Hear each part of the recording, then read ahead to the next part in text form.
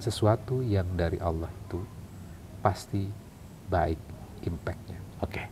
Kita mengatakan tidak baik karena kita belum tahu hikmahnya. Oke. Ketika kamu belum tahu hikmahnya, sabar aja dulu. Tidak mungkin Allah menyulitkan engkau. Allah akan memberikan kemudahan. Kemudahannya apa? Kemudahannya adalah supaya engkau bisa memuji kepada Allahmu, supaya kamu bisa bersyukur.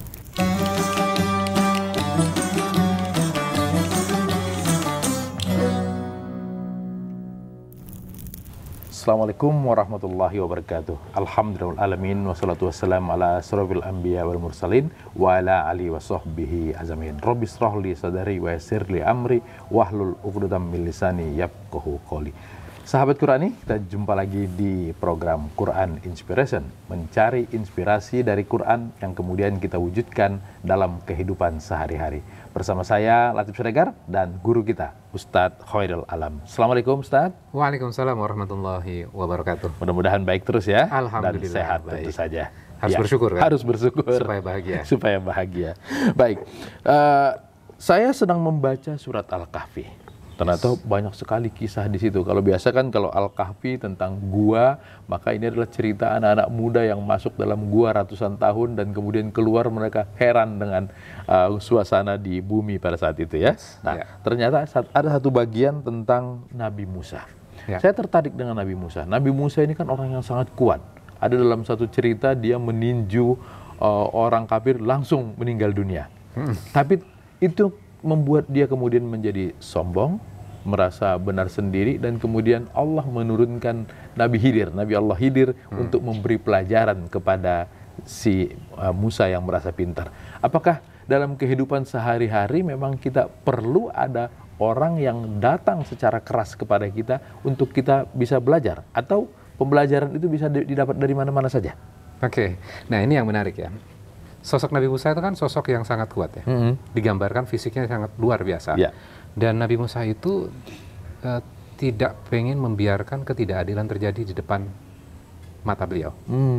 Makanya kan ketika bertemu dengan orang Bani Israel yang minta tolong kepada beliau, yang dianiaya oleh orang Mesir pada saat itu, maka Nabi Musa langsung membelanya dan sekali pukul. Langsung almarhum. Iya. Kalau Mike Tyson berapa pukulan? Kalau Nabi Musa sekali pukul langsung meninggal dunia. Ada cerita orang sekarang itu, kamu mau rumah sakit apa kuburan? Ternyata itu betul-betul terjadi ya, kuburan gitu ya. Terjadi. Nah, jadi sebenarnya tujuannya adalah menegakkan keadilan. Gitu. Itu Nabi Musa. Nah, Nabi Musa itu kan setelah itu kan Nabi Musa benar-benar menyadari ini kesalahan. Ini kesalahan. Oh, bukan jadi kebanggaan ya? Bukan. Ini kesalahan. Sehingga Nabi Musa itu akhirnya kan merasa bersalah tuh. Dan di hari berikutnya, orang itu minta tolong kembali. Nabi Musa tidak mau melakukan kesalahan yang serupa. Yang minta tolong itu, apa yang kamu lakukan kemarin? Gitu ya. Sehingga apa? Kayak kasih announcement ke yang lain, kemarin tuh orang Mesir meninggal dunia karena ditinju oleh Nabi Musa. Sehingga Nabi Musa akhirnya pergi tuh.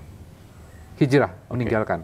Ada yang membisikkan kepada dia bahwa pasukan istana sedang mengejar dia, dan perintahnya adalah membunuh Nabi Musa. Nabi Musa yang muda pada saat itu belum menjadi nabi, kemudian akhirnya hijrahlah, pergi ke daerah asalnya, dari daerah asalnya. Nah, episode itu adalah episode yang terpisah dengan episode di dalam surat Al-Kahfi. Di dalam surat Al-Kahfi itu episodenya adalah Nabi Musa itu sudah menjadi nabi. Sudah membebaskan Bani Israel dari penjajahan Mesir. Ya, sudah melewati lautan. Nah, episode itu adalah yang di-capture di dalam surat Al-Kahfi. Kemudian tentunya Nabi Musa sudah mendapatkan kitabnya, Taurat. Mengerti dan mengajarkan kepada orang lain. Nah, kemudian ada orang yang bertanya kepada Nabi Musa, siapa orang yang paling pintar? Kepada Nabi Musa. Nabi Musa terdiam sebenarnya. Siapa ya? Kemudian muridnya ini mengejar. Siapa orang yang paling pintar? Spontan Nabi Musa, aku. Kalau kita pikir, pada saat itu orang yang faham tentang Taurat siapa selain Nabi Musa? Orang yang pintar pada saat itu dan kuat kan? Ya Nabi Musa dong. Jadi Nabi Musa itu spontan menjawab, aku. Maka ditegurlah. Ada orang yang lebih pintar dibandingkan kau. Kamu belajar. Nah, ini perintahnya Allah kepada Nabi Musa. Akhirnya di-capture lah di dalam surat Al-Kahfi itu. Belajar kepada sosok yang kita kenal dengan Khidir. Khidir. Oke. Nama Khidir sebenarnya tidak disebutkan dalam Al-Quran. Itu kita kenal melalui kitab tafsir. Sedangkan di dalam Al-Quran sendiri tidak mention sama sekali Khidirnya. Gitu. Oke. Itu ada di ayat ke-60 ya? Ya.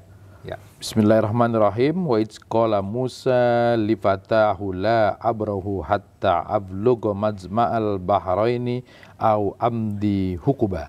Dan ingatlah ketika Musa berkata kepada pembantunya, aku tidak akan berhenti berjalan sebelum sampai ke pertemuan dua laut, atau aku akan berjalan terus sampai bertahun-tahun. Ini apa maknanya? Oke. Tugasnya kan tadi bertemu dengan gurunya, berarti dia akan mengusahakan untuk apa? Untuk bertemu ini. Artinya Musa mengikuti perintah Allah bahwa bukan kamu yang paling pintar, tapi ada yang lain, kamu cari. Ya. Ini adalah proses pencariannya. Ya. Tidak akan berhenti, akan terus mencari itu. Ini perintah Allah loh. Seorang Nabi dan Rasul menjalankan itu. Kemudian akhirnya bertemulah dengan sosok yang dalam tanda kutip misterius tuh. Ya. Kemudian akhirnya Nabi Musa mengatakan tuh, ayat 66. Ya. Musa berkata kepadanya, bolehkah aku mengikutimu agar engkau mengajarkan kepadaku ilmu yang benar yang telah diajarkan kepadamu untuk menjadi petunjuk. Ya. Ini pertanyaan Musa kepada Khidir berarti ya? Permintaan. Oke. Kira-kira jawaban Khidir apa pada saat itu? Sungguh engkau tidak akan sanggup sabar bersamaku. Wis, seorang Nabi dan Rasul. Nabi Musa Nabi dan Rasul. Iya. Membebaskan Bani Israel. Sabar nggak tuh? Melihat penderitaan. Itu kan kesabaran luar biasa. Khidir mengatakan kamu nggak akan sanggup sabar bersamaku. Wis. Ini kan hal yang berat nih. Terus akhirnya apa? Khidir mengatakan bagaimana engkau akan dapat bersabar atas sesuatu sedang engkau belum memiliki experience yang cukup tentang hal itu. Tentang hal itu, tentang sabar itu? Terhadap peristiwa yang kamu harus bersabar. Kalau kamu nggak punya pengalaman, gimana kamu dapat bersabar? Contohnya misalnya sederhana gini, ilmu sabar kita tahu nggak sih sebenarnya? Nggak ada. Ada dulu salah satu sinetron kan mencari sabar itu nggak ada. Iya. Oke. Secara pengetahuan kita tahu tentang sabar. Tapi ketika dibenturkan dengan realita kehidupan kita, walaupun kita punya ilmunya, tapi karena kita nggak punya pengalaman terhadap peristiwa itu, akhirnya apa? Kesabarannya nggak ada. Nggak ada. Iya. Emosi yang ada kan? Iya. Ada kesabaran yang hilang, ada yang kemudian kesabaran yang tidak tertahan ya pasti ya. Oke. Maka Khidir mengatakan itu. Kemudian Nabi Musa mengatakan, insya Allah engkau akan dapati aku menjadi orang yang sabar. Dan aku tidak akan menentangmu dari urusan apapun. Itu janji kan? Insya Allah aku sabar nih. Dan aku tidak akan komplain terhadap urusan apapun. Terus Khidir berkata apa? Ayat 70 tuh. Jika engkau mengikutiku, maka janganlah engkau menanyakan kepadaku tentang sesuatu apapun sampai aku menerangkannya kepadamu. Jadi artinya nggak boleh komplain? Nggak boleh nanya, nggak boleh komplain. Nggak Pokoknya boleh mempertanyakan. Ikutin aja, lihat apa yang saya lakukan, itu saja? Observasi aja. Nggak usah bertanya. Nggak usah kepo. Iya. Kemudian akhirnya diizinkan, berarti kan mengikuti. Ya, kemudian peristiwa pertama apa? Ada 3 peristiwa nih. Ya. Peristiwa pertama, silakan dibaca ayat 71. Maka berjalanlah keduanya hingga ketika keduanya menaiki perahu, lalu dia Khidir ya, melubanginya. Dan Musa berkata, mengapa engkau melubangi perahu itu? Apakah untuk menenggelamkan penumpangnya? Sungguh engkau telah berbuat sesuatu kesalahan yang besar. Komplain pertama dimulai. Dimulai. Syaratnya apa tadi? Nggak boleh nanya, nggak boleh komplain. Nggak boleh nanya, harus nggak boleh komplain. Sabar. Nah, kadang kita lihat seperti sosok Musa kan sebenarnya. Numpang perahu, terus udah dikasih tumpangan, dibolongin. Ini kok orang nggak terima kasih? Kamu salah tuh. Itulah sosok Nabi Musa.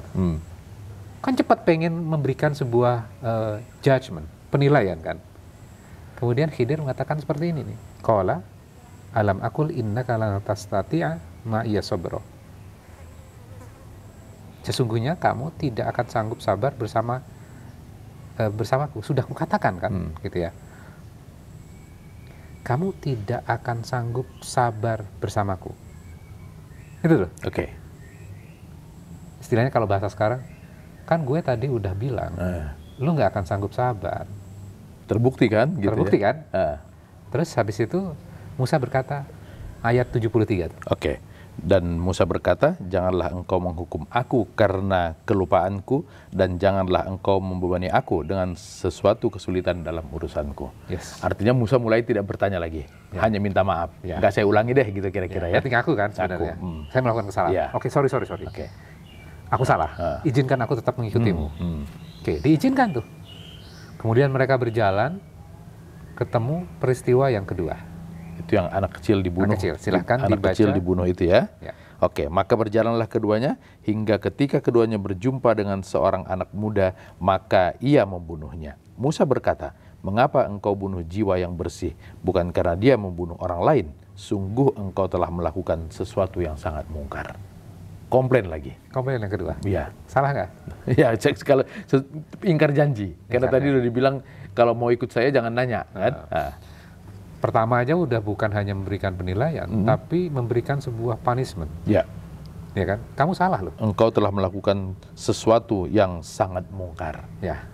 Berarti kan udah nuduh kan? Udah nuduh. Nuduh kepada siapa? Khidir. Khidir gurunya pada. Iya. Oke. Terus akhirnya Nabi Musa mengatakan kembali tuh. Khidir mengatakan kembali. Bukankah sudah kukatakan kepadamu bahwa engkau tidak akan mampu sabar bersamaku? Oke. Nah, berarti udah 2 kali nih. Musa sadar nih. Musa itu sosok yang pintar gitu ya. Kemudian dia berkata di ayat 76 tuh. Silakan. Jika aku bertanya kepadamu tentang sesuatu setelah ini, maka jangan lagi engkau membolehkan aku menyertaimu. Sesungguhnya engkau sudah cukup bersabar menerima alasan dariku. Yes. Lagi-lagi dia pengakuan bahwa saya salah nih. Tetap mempertanyakan, tetap komplain ya. Bahasa sederhananya gini. Ya udah deh. Lu udah 2 kali, masa ketiga kali? Yeah. Nggak benar nih. Sekali lagi, izinkan aku. Oke. Peristiwa yang ketiga sekarang. Ayat 77 tuh. Oke. Maka keduanya terus berjalan hingga ketika keduanya sampai kepada penduduk suatu negeri, mereka berdua meminta dijamu oleh penduduknya. Tetapi para penduduk negeri itu tidak mau menjamu mereka. Kemudian keduanya mendapatkan dinding rumah yang hampir roboh, lalu Khidir menegakkannya. Musa berkata, jika engkau mau, niscaya engkau dapat meminta imbalan untuk bantuan itu. Oke, sekarang agak melunak tuh penilaian Nabi Musa. Ya, tapi tetap judgment. Ya, kan nggak boleh nanya, nggak boleh komen. Ini komen. Ya. Berarti selesai ini urusan. Oke. Udah 3 kali kok. Ya. Maka Khidir mengatakan di ayat 78 tuh. Inilah perpisahan antara aku dengan engkau. Aku akan memberikan penjelasan kepadamu atas perbuatan yang engkau tidak mampu sabar terhadapnya. Oke, sekarang pelajarannya ya. Sekarang pelajarannya. Khidir mengatakan, oke, ini adalah perpisahan. Aku akan jelaskan kepadamu terhadap sesuatu yang kamu tidak sabar. 3 peristiwa itu. Oke. Penjelasan pertama apa? Ayat 79 ya. 79. Adapun perahu itu adalah milik orang miskin yang bekerja di laut. Aku bermaksud merusaknya karena di hadapan mereka ada seorang raja yang akan merampas setiap perahu. Oke, berarti dirusak itu untuk menyusahkan atau menyelamatkan? Menyelamatkan. Karena kalau perahunya masih dianggap bagus, maka akan diambil oleh raja. Betul. Nanti si nelayan itu nggak bisa gunain lagi. Betul. Nah, berarti sesuatu yang kelihatannya mencelakakan itu sesungguhnya menyelamatkan. Oke. Kita kadang tidak mampu melihat hal itu. Kita melihatnya adalah yang negatifnya langsung kan. Ini mencelakakan. Ini buruk. Gitu. Tapi setelah kita diberitahukan hikmah ini, maka kita langsung kesimpulannya berganti tuh. Oh, ternyata baik sebenarnya di lubang itu. Kalau perahu cuma dilobangi, perbaikannya kan lebih minor dibandingkan perahunya dirampas, sudah nggak ada. Nggak ada, ya. Berarti baik dong. Oke. Yang kedua sekarang. Demikian juga ketika dia membunuh anak muda yang ternyata orang kafir itu, karena menurut Khidir, kedua orang tuanya Islam, mukmin, dan kami khawatir kalau dia akan memaksa kedua orang tuanya kepada kesesatan dan kekafiran. Artinya Khidir memberitahu kalau anak ini hidup akan nyusahin orang tuanya yang Islam. Ya, akan menarik orang tuanya dari agamanya. Agamanya. Dan meninggalkan agamanya. Kan ada anak-anak yang seperti ini kan. Saking sayangnya akhirnya Orang tuanya yang kalah. Oke. Oke. Silakan di ayat berikutnya. Kemudian kami menghendaki sekiranya Tuhan mereka menggantinya dengan seorang anak lain yang lebih baik kesuciannya daripada anak itu dan lebih sayang kepada ibu bapaknya. Yes. Jadi akan diganti dengan anak yang lain. Setelah meninggal anak ini akan diganti oleh anak yang lain yang jauh lebih baik dan memiliki impact yang baik. Nah, kadang kita melihat bahwa wah, kenapa kok anak itu meninggal dunia ya? Lagi-lagi orang selalu melihat bagian yang hilang. Yang hilang. Bukankah dia anak yang baik ya? Orang tuanya baik, kenapa anaknya meninggal dunia? Kan gitu kadang-kadang kan. Ternyata ada hikmahnya nih. Akan diganti dengan anak yang lain yang jauh lebih soleh dan impactnya akan lebih bagus. Tapi kan manusiawi sebetulnya kan ketika itu terjadi. Ini kan Khidir melakukan itu karena dia dapat insight dari Allah bahwa nantinya anak ini akan seperti ini. Ya. Nah, kalau kepada manusia sendiri harusnya bagaimana? Oke. Nah, ini menarik nih. Kalau manusia sendiri seperti apa? Nah, ayat ini memberikan sebuah inspirasi buat kita. Seakan-akan Allah itu mengatakan gini, sosok kamu itu manusia, kamu semuanya seperti sosoknya Musa. Gampang, cepat memberikan judgment. Melihat sesuatu sepintas langsung. Ini salah, ini buruk, ini buruk. Sabar aja dulu. Ada sesuatu yang baik.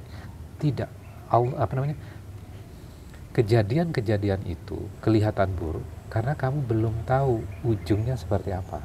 Kalau kamu tahu ujungnya, akhirnya apa?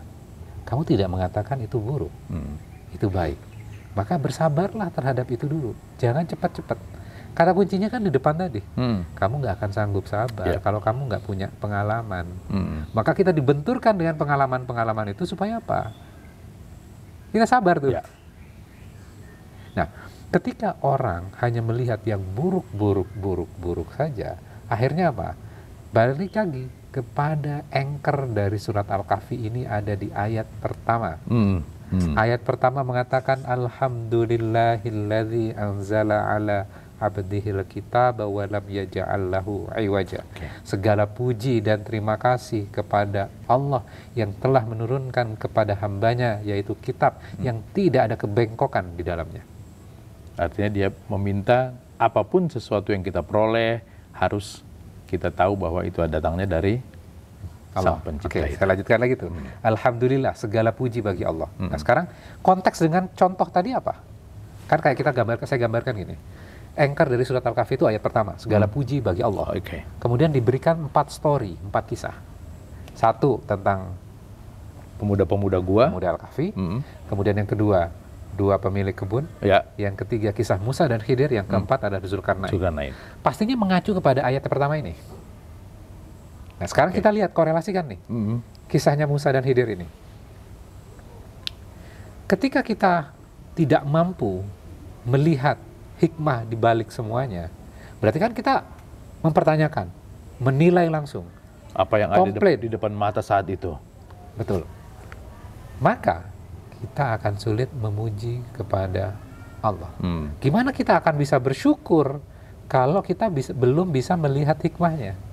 Kalaupun kita belum mampu, setelah kita belajar dari ayat ini, sabar, tunggu saja. Sabar dulu. Pasti ini baik. Nah, pertanyaan kan gini, kalau kita beranggapan ini buruk, ini komplain terus, akhirnya kita sulit untuk bersyukur. Loh, bersyukurnya di mana? Sabar, tunggu dulu. Kan kata kuncinya tadi, kamu nggak akan sanggup sabar karena kamu nggak punya pengalaman. Jadi karena kita merasa saya nggak punya pengalaman, jadi saya mending sabar dulu. Baik. Dari 3 kisah itu yang ternyata kemudian adalah pengalaman harian yang dimiliki, yang dicontohkan langsung kepada Musa. Sebenarnya Allah itu mau mengingatkan apa kepada Musa dan kemudian manusia-manusia lain setelahnya? Baca 1 ayat setelahnya tadi. Dan adapun dinding rumah itu adalah milik 2 anak yatim di kota itu, yang di bawahnya tersimpan harta bagi mereka berdua, dan ayahnya seorang yang saleh. Maka Tuhanmu menghendaki agar keduanya sampai dewasa, dan keduanya mengeluarkan simpanannya itu sebagai rahmat dari Allah. Apa yang kuperbuat bukan menurut kemauanku sendiri. Itulah keterangan perbuatan-perbuatan yang engkau tidak sabar terhadapnya. Berarti bukan kemauannya Khidir kan? Jadi Khidir melakukan itu tadi atas perintah siapa? Atas perintah Allah. Perintah Allah. Nah, segala puji bagi Allah kan berarti memuji kepada Allah kan. Ya. Allah itu Ar-Rahman. Nggak mungkin kejadian itu untuk sebenarnya mencelakakan dan menyulitkan kita. Ya kan? Kita berprediksi, menilai buruk karena kita belum mampu melihat hikmahnya kan. Ya. Sehingga apa? Ketika kita tidak bisa melakukan itu, akhirnya kita berburuk sangka kepada Allah. Benar kan? Kenapa sih Allah mendatangkan kayak gini? Kenapa saya dihadapkan dengan orang yang seperti ini nih? Ya udah sabar aja, tenang aja dulu. Oke. Dari 3 kisah yang dicontohkan ini, semuanya baru ketahuan penjelasannya dalam jangka yang panjang. Kalau yang pertama perahu pasti dekat jaraknya karena raja sudah datang. Tapi ketika kemudian anak kan prosesnya masih lama. Begitu pula dengan yang rumah roboh ini. Dijelaskan di situ menghendaki agar keduanya sampai dewasa dan mengeluarkan simpanannya itu. Artinya uang ini untuk nanti, bukan untuk sekarang. Nah, itu makna apa yang terkandung di sana? Ya, menarik. Sangat jeli melihatnya. Satu, peristiwanya bisa cepat. Ya. Karena raja bisa datang dengan cepat tuh untuk merampas perahu-perahu itu. Peristiwa yang kedua dan ketiga itu kan periodenya panjang. Jadi kalau misalnya bertanya, sabarnya periodenya sampai kapan untuk mengetahui hikmahnya kan? Iya. Lama sekali ini. Lama sekali. Maka itu loh periodnya. Sabarnya kamu harus panjang juga gitu loh. Supaya kamu bisa memetik hikmahnya. Kalau kita misalnya dalam kehidupan kita misalnya, ketika kecil kan kita sulit untuk sabar. Anak kecil, bukan anak kecil ya, SMP deh misalnya, kesenggol dikit langsung emosian tuh. Pasti, impulsif. Ya. Tapi ketika sudah dewasa, umur 40, 50, maka dia cenderung untuk apa? Mulai menahan diri. Nah, untuk tahu ilmu itu, berarti kamu harus berapa lama tuh? Iya. Harus melalui masa yang panjang itu. Nah, di kisah ini sebenarnya sama. Sampai lahir lagi, itu kan butuh masa. Ya kan? Kemudian anak kecil tadi, sampai dewasa, itu kan periodenya juga tumbuhnya bisa, katakanlah kecil, let's say 5 tahun misalnya. Sampai menuju dewasa, umur 20 deh. Iya. Berarti bisa kan 10 sampai 15 tahun ya. Untuk tahu hikmahnya kan. Nah, melalui surat Al-Kahfi ini, kisah Musa dan Khidir, Allah memberikan sebuah recap. Tidak menjelaskan detailnya, periodenya sangat panjang. Ya kan? Tapi Allah langsung kasih, ini loh clue hikmahnya. Ini loh clue hikmahnya. Ini loh clue hikmahnya. Pelajarannya buat kita apa sebenarnya? Pelajarannya adalah sesuatu yang dari Allah itu pasti baik impact-nya.